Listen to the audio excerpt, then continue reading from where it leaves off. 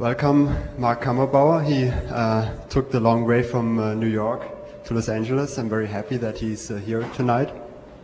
The first time I met him was 1 year ago, or we didn't actually meet. We met on the internet actually. So it was soon after my installation Yogsmox in ZKM that it was published on the web, and I received an email just saying, "Hey, well, great work, well done."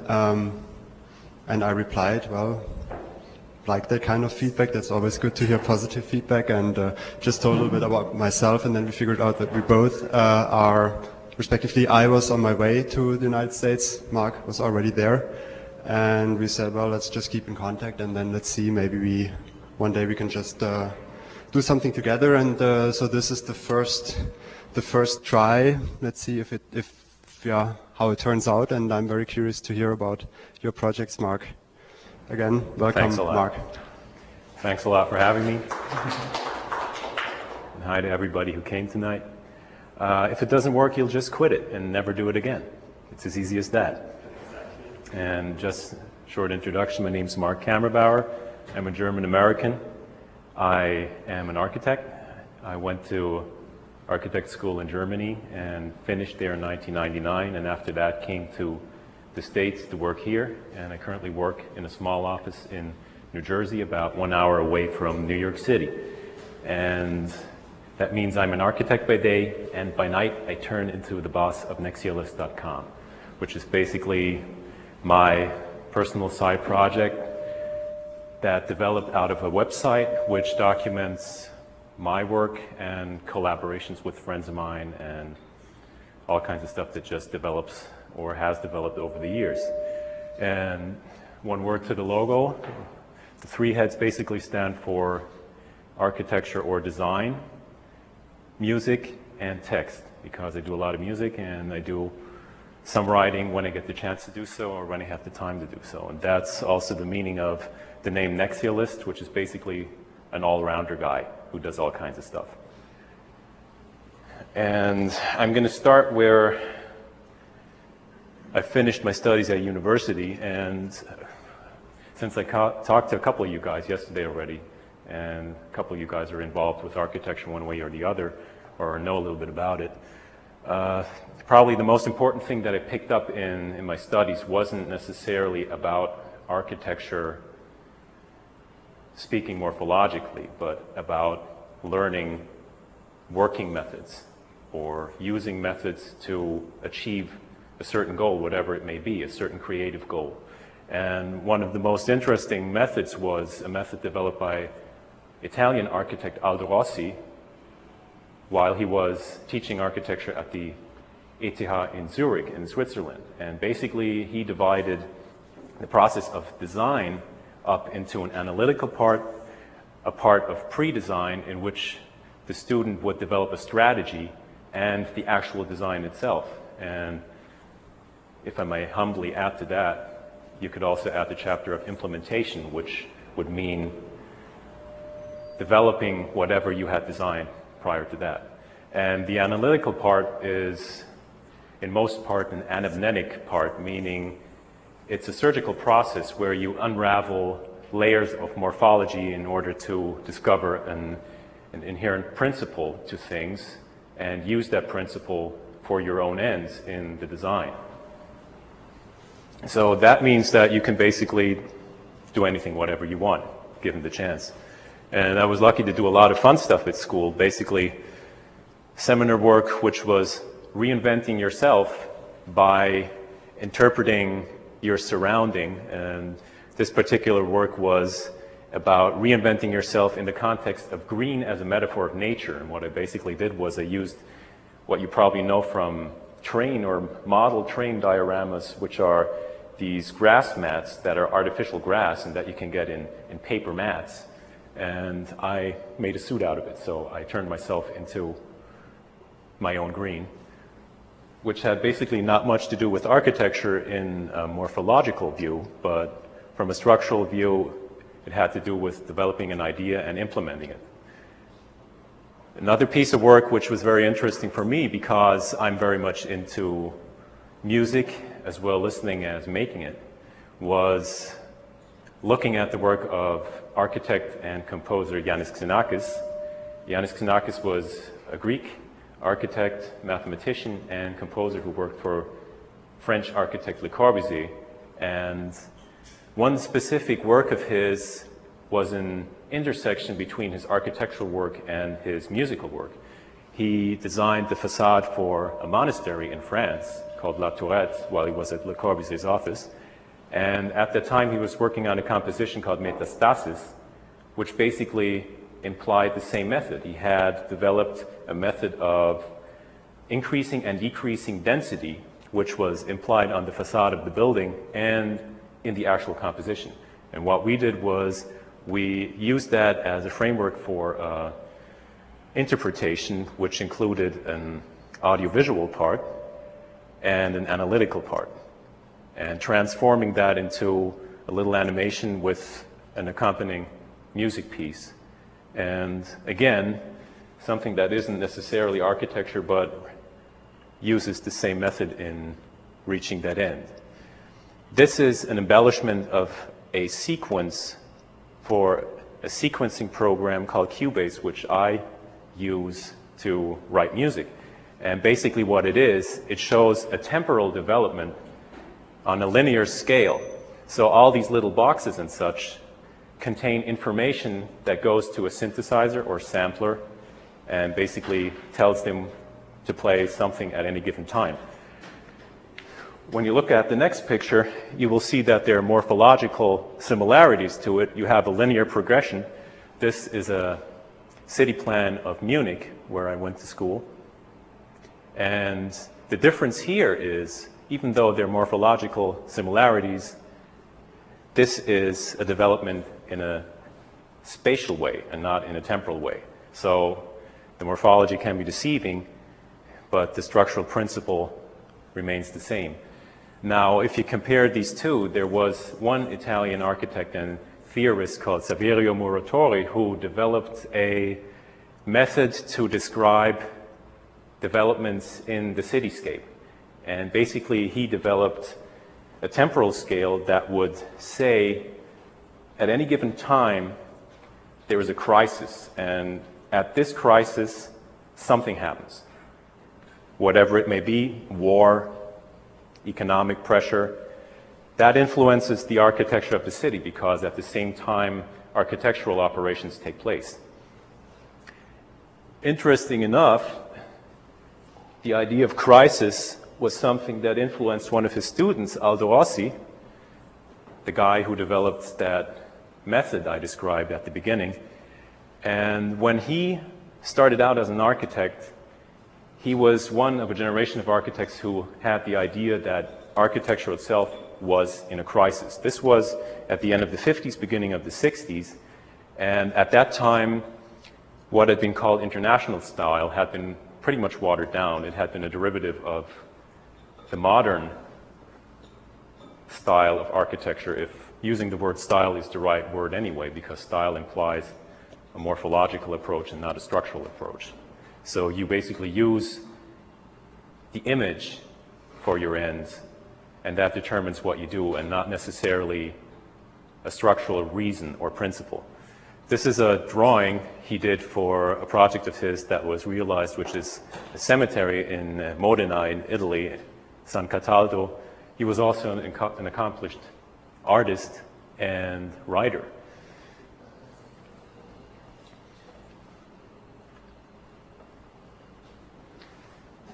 And here I'm going to make the jump to music. In the idea of crisis, Aldo Rossi wanted to achieve autonomy for his discipline in the sense that autonomy would lead to purifying architecture in order to have control over your media. The crisis was that outside forces had control over that media and taken away that control from the architect. And that was perceived as a reason for the so-called crisis. And similar operations take place in other fields as well, and in other media. And in music, for instance, this logo is by a collective group of artists turned musicians called Throbbing Gristle, who operated in England beginning in the 70s until the beginning of the 1980s. And what they essentially did was they used principles of autonomy in order to take control over their output as artists. First of all, they wrote their own music, they recorded it as well, which wasn't easy at the time without digital audio workstations. And they also marketed themselves. They designed the packaging, they distributed it themselves. Also, they organized their own concerts, which basically would take place in either their studios or in studios of friends, which they would invite, and then record the live events in the process, and then again sell them via their own label, Industrial Records. And that's basically probably the first real independent label in history. Also, it's kind of engendered a genre in music independently from where that genre had developed later on in the 80s, which is industrial. Also, they used certain symbols, for instance, this picture of the crematory of Buchenwald, in order to criticize the use of symbols and criticize the use of symbols in marketing. This is essentially the logo for their label, Industrial Records. And here I'm going to make a cut and move over to a little presentation of stuff that I've did for an Axialist, and basically starts out from the idea of autonomy for the artist, which basically means for me that I can control what I'm doing and I'm able to implement a design. It's not always that easy to actually do that in reality, because there are a lot of factors involved, which are cost, people you work together with who at a certain point in time may not be interested anymore, and a lot of other issues like time, or also creativity, or problems with the design itself. And this particular design was started out in a seminar at school again, and basically we had free choice to do whatever we wanted. And at this three-piece group, we decided to do something that may have some use or not, and essentially developed a modular furniture piece which could be used in multiple ways. So essentially what you see here is 6 times the same piece. You see 2 lying benches, and the same benches turned 90 degrees, so they stand on their sides, turned together so they form a table consisting of 4 pieces. Now this was in school, and originally we wanted to market this and had dreams of selling it and so forth, and that eventually folded because nobody had the time to do so, and I went to the US. So this thing is still standing there just to show how it works. This again is the same module. You turn it, it becomes a table. You turn it again, it becomes a bench. And of course there are all kinds of variants of uses that are imaginable. And once I got here, of course I needed furniture for my apartment, and since the concrete was way too heavy, I decided to make the thing out of wood, which included altering the design since wood had other properties. And the alteration to the design is the fin in the middle of the underside of the element, which basically guarantees that the wood doesn't bend if somebody sits on top of it.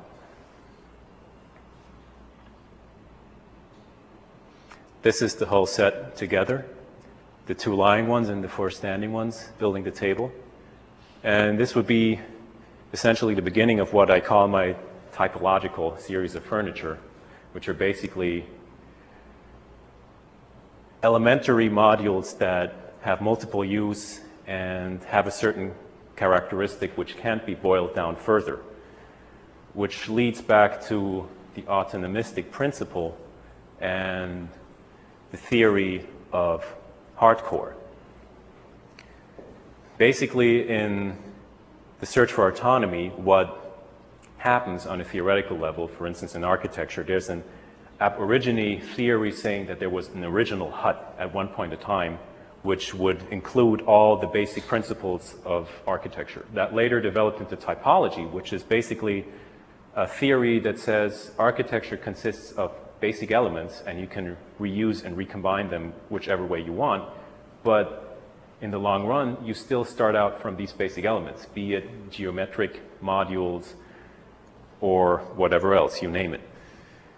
In hardcore and in music, which leads again to guys like Throbbing Gristle, which we talked about a little bit earlier, the anamnetic principle is used in order to sheath away what is perceived as excess baggage. And what happened in California at the end of the 70s and beginning of the 80s, for instance, was that hardcore punk developed as an essential movement in American culture where kids that were disenfranchised where music was heading at that certain point of time, meaning increasing commercialism and music as a media for selling and making money. Opposing that, going back to the essence, taking punk rock and turning it into hardcore, which is basically a very, very stripped down version of a conventional band type constellation of music. So that was the start for the typological series, and I continued with the idea, and the next piece was the E-type, which is basically 4 times the same element in the basic module, which you can stick together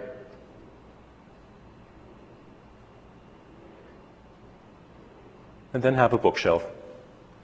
And basically what you can do is you can take it apart again and have 2 modules that are twice as long and stick all the pieces together again.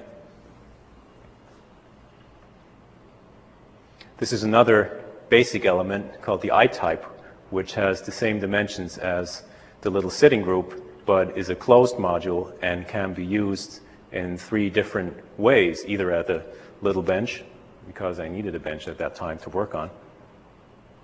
Or if you turn it around, you can use it as a shelf.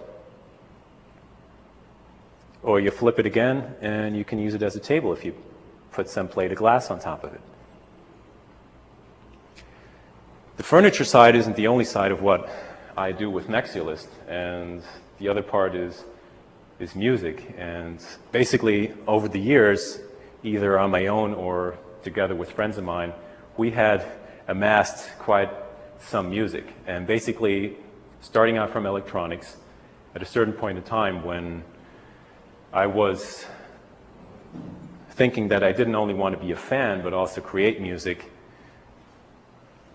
computer sound cards made it really easy for everybody to start out. So that's basically where I started out. We had done fun with tape experiments before, but that wasn't really necessarily a real approach to music making. So that kind of developed over the time, and we had quite a lot of stuff. And we thought, well, what are we going to do with it? And again, when I jumped to the States, I wanted to put it together in some kind of format. And since doing this involves having a certain capital, I didn't want to invest that kind of money into the project and then have the necessity to sell it, because that's essentially what you have to do. I wanted to be independent from that and be able to put together and document the work we had done in an interesting way, as an interesting project, without the necessities of having to mass market it. So looked into the web, checked out what was out there, and essentially printing on paper was really expensive in general. For instance, this print piece is just as expensive as the actual CD. So I decided to skip every non-essential, from my point of view, piece of printing from the project. And what remained was a square card the size of the jewel tray that could also be used as a flyer. For the CDs, I found a guy who would print any given image on the surface of a regular CDR. So that would give me the impression of a professional media. I mean, you probably all know CDRs that have some kind of printed paper sticker on them. And even though they may look nice, the question is, do you want to have that kind of impression? And I didn't want to have that kind of impression. So that was a great help that I was able to do this in this form. And here you see the actual CD, and since there's no backside in the CD jewel case, you can directly see the image of the CD with the logo and the information of the CD on the printed card.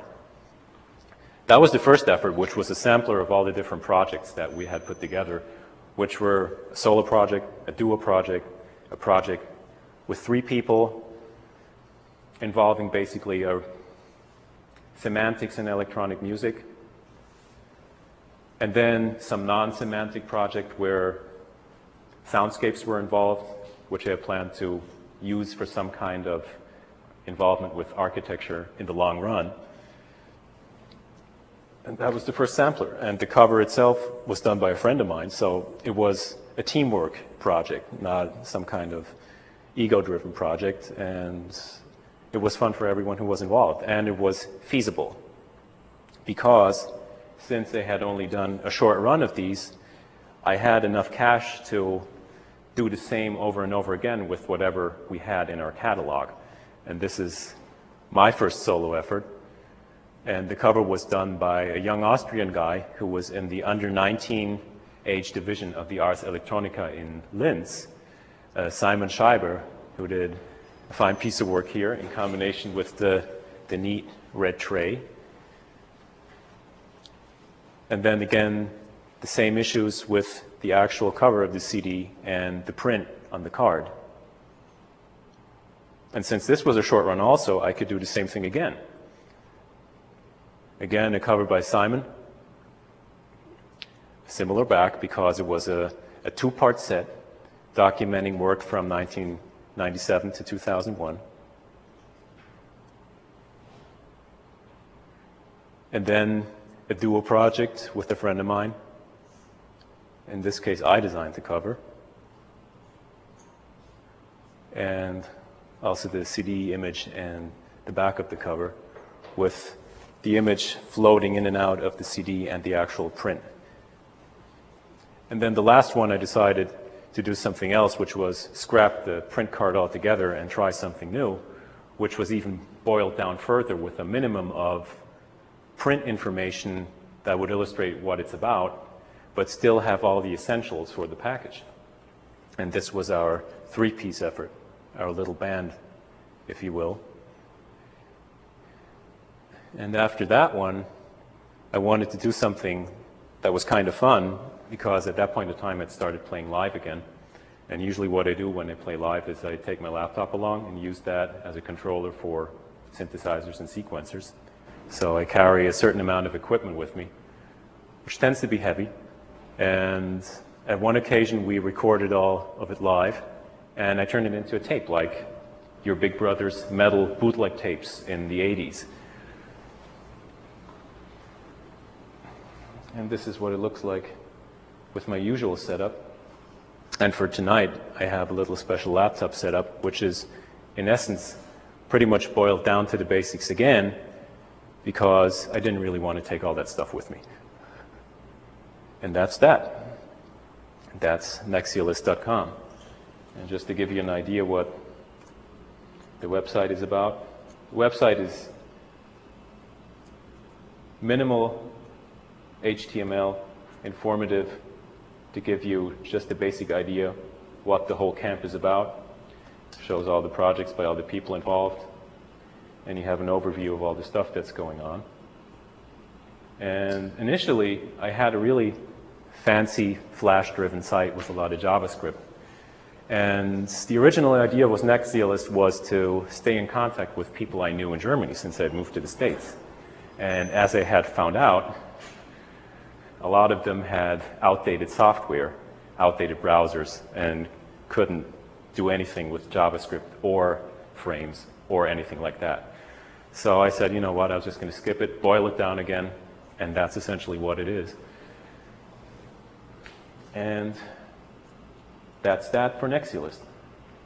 So I guess we can move over to the music part.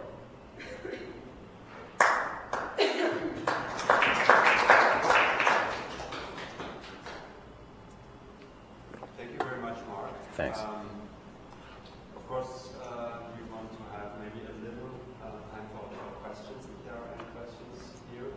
Absolutely. So, before we start with the music. As I understand If I'm understanding correctly, the relationship between your music and your training as an architect is about finding these elements that you can then recombine Yes. and creating a larger structure. In essence, yes, as well on the side of the composition as also on the side of putting it together as an actual project. It's basically, it has a research side in it. It has a side in it where I decide, either alone or if it's a group project, where we decide how do we do it, what shape will it take, and then a phase where you actually prepare all of that, and then the phase where you actually do it. So it's basically just, the method is just organizing yourself in thought, deciding what the basic principle is, and then going on with it step by step. And I'm not saying that's the best method because it's kind of linear. And you know, you could argue, for instance, well, you know, you set your plan and then you just move along, and then in some point you want to change stuff. You just got to do that. For instance, let's say doing a CD, you find out, well, you know, this particular thing I want to do is just nonsense for whatever reason. But if I don't do it, then that compromises the idea of it. Well, then the idea sucks. So you got to be honest. But basically, it's just about having a certain discipline and thought, and then going on with it. And the autonomy or hardcore side of it, hardcore in quotes, is basically checking out if it's feasible.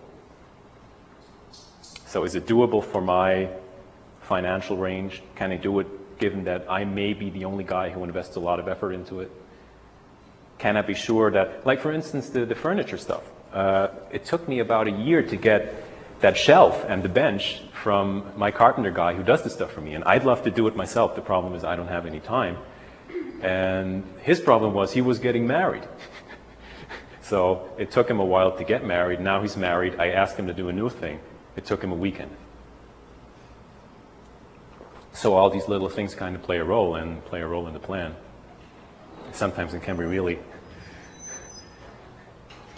Mark, when you talk about design or especially architecture in times of crisis, and I read about your new project or your recent project, Autopsy America. Yeah. Is that somehow related, or can you talk a little bit about that maybe? Well, see, the interesting thing is that even though I was born here, I was in Germany for a long time, and of course have a certain, let's say, education that sees things from a European point of view. So if you come to a different country, then you kind of compare things. And then you say, oh, you know, this isn't as good as that. And there are a lot of things that are kind of odd. But then again, a lot of things are trade-offs. So for instance, the first year I was here, I was looking at certain things like the telephone system, which is kind of really bad. But still, if you look at it from a different viewpoint, it makes sense. So it has to do with which position you're on, but you have to kind of autopsize all of that. The other thing is that when I looked at the built environment in the US, and I personally live in the suburbs, it's a highly detached environment, meaning it's hard to establish something like an urban context there, because there is no real urban context. If you go into the typical small town where Main Street is, you know, you have one building next to the other. People actually used to live there, and they used to live there in a certain social disparity. There were rich people, there were poor people, but in some kind of way they lived together and people could learn from one another. In the suburbs, you have a kind of social monoculture. You don't have a lot of variance. You have stretches of miles of houses that are basically all the same. So I was interested in finding out if that in a certain way affects people.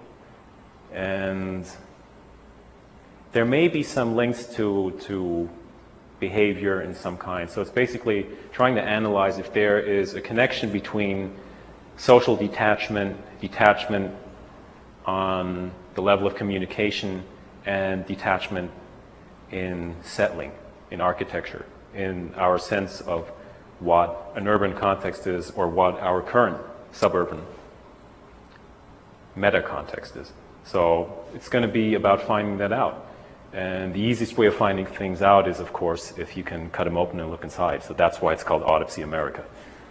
So it's a purely it's a pure research project, or how will the final at this stage the final it's a research project, project, and it will involve conducting certain kinds of little experiments that will be used in some form. I mean, I'm talking about little sound experiments and little audiovisual experiments, but again, everything on a feasible level that I can, if necessary, maintain alone. So it's got to be a small, precise operation of some kind that I can just drop somewhere, and then something happens, and with that happening, a certain result develops that I can use for the research in the long run. Right. So intervening in urban space, for example, manipulating urban Exactly. space, things like that. So. Exactly. And then seeing the reaction or the non-reaction, because even not reacting is a reaction of sorts, or shows you something. So at the same time, are you looking at, is there static charge on this? At the same time, are you looking at some sort of a parallel with the networked environments on the web, since you're working in that environment too? Do you see some sort of a parallel being drawn into your research? Well, it would certainly be an important issue because as one guy, you can't be everywhere. And a lot of what is collected as Nexialist is teamwork. So the web is the ideal tool in order to implore teamwork on one level or the other. So in the absence of the chair of the department, and this is her favorite question, I think you should kind of talk about collaboration and this networking, this networked environment where you're collaborating with a lot of people. I mean, what exactly is your take on that? How are you? I'm open because the reason is it involves a lot of people with a lot of different viewpoints. But how you deal with it is, I mean, you, quite a few times you mentioned we took this decision or we took that decision when you were showing your work. So what is the we in that? I mean, The we in that, for instance, in the case of the furniture, it's my carpenter and I. And when I give him a design, he looks at it from his point of view, which is, can I actually build this thing? So he has an opinion on it, and he talks to me about it and says, you know, we can do this, but if you did it like this, you could actually make it a better project. Similar with the CDs. The guy who does the CDs for me, who replicates them and does the actual print, for instance, I send him a project, he gives me a call and says, hey, you know what, I can do print in different color. What do you think about that? Does that work for you? Or the design you sent me, specifically the first one, with the large area that was covered with print, he said, you know, I'm going to have a hard time printing this on a CD because the technical properties of the printer will make it not look that good.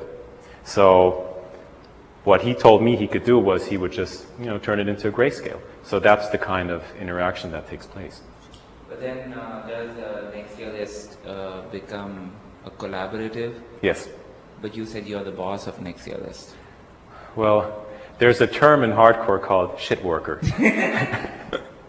which is basically the guy who does the odds and ends. And I mean, that's what it is now.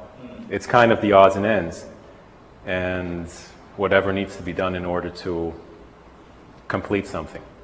See, basically my point of view is, we've got all this stuff together, why just not complete it? Because if you have some kind of idea, or for instance you just have, let's say, some kind of songs on tape or whatever, or you have a design that's built as a model, you know, you want to finish it somehow. So, but there's always the question, how the hell do you finish it? So it's got to go somehow. And that's part of what this is about, because it can be done somehow, even if you have to compromise. And maybe the compromise makes it more interesting.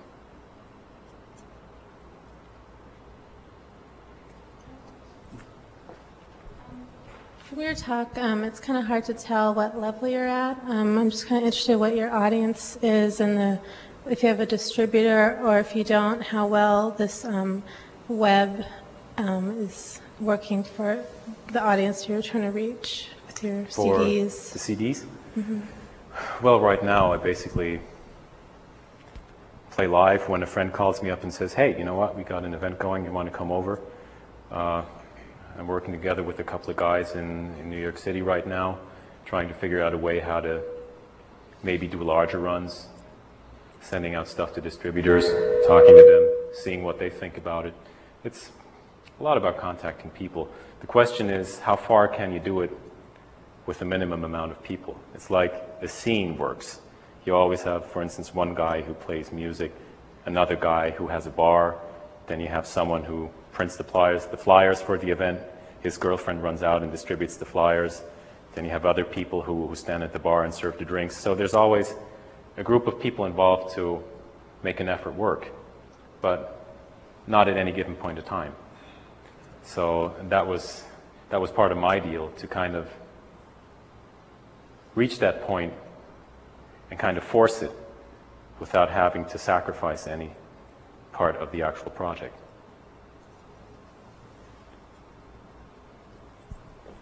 So I would say if there are no more questions, then because I already see the screen for your live laptop performance, Mark, maybe we just give a short overview what's ahead of us. So you're going to perform a few tracks, but then afterwards, whoever wants to stay here, we still have videos, and we have prepared a kind of chill out program for you as well. So you can stay actually as long as you want, and we have plenty of things, or Mark has plenty of things to show to you.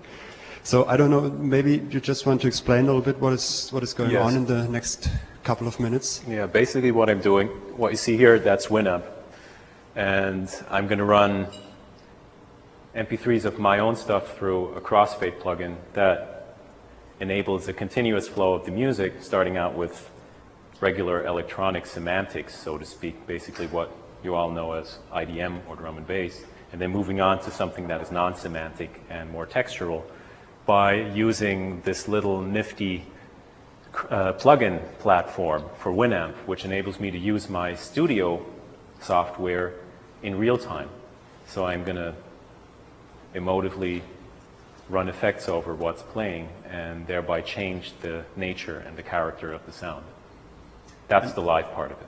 Everything else is from hard disk. And now this very interesting looking blue box that we can see here on the screen, because you showed it to me yesterday very quickly. Yeah. And we already discussed also maybe possible links to Ashok's piece, for example, the tensile music piece. And you said that actually it's working quite similarly. So can you? I feel it's quite similar because basically how this works, you see the little square at the bottom. You can assign certain properties to these parameters here, and by moving around the little box, you can change these parameters. And that reminded me of Ashok's project. And the big difference was I don't have any chance here of directly manipulating the intensity of the actual operation. If the intensity is a parameter, then that's something else. But then again, I'm just moving on a geometric scale. So with your thing, you can actually, if you punch in harder, you can intensify your particular operation. So this is only on a geometric scale. It's only by moving around and thereby changing a parameter. This is applicable to one track, is that correct? Or is it At any given time. at any given time? So basically, It's applicable basically to what's playing, right? yes. Overall. And Whether that's a multi-channel or not. then again, it has to do with what your hardware can do at any given time. So here, for instance, I have a series of different effects that I can assign at any given time at once. And through combination, stuff happens, and it changes the nature of the sound. Okay, very cool. Right on, I would say. All right. Sorry, I missed part of your lecture. Are you trained as a musician as well? No. I'm only a fanboy.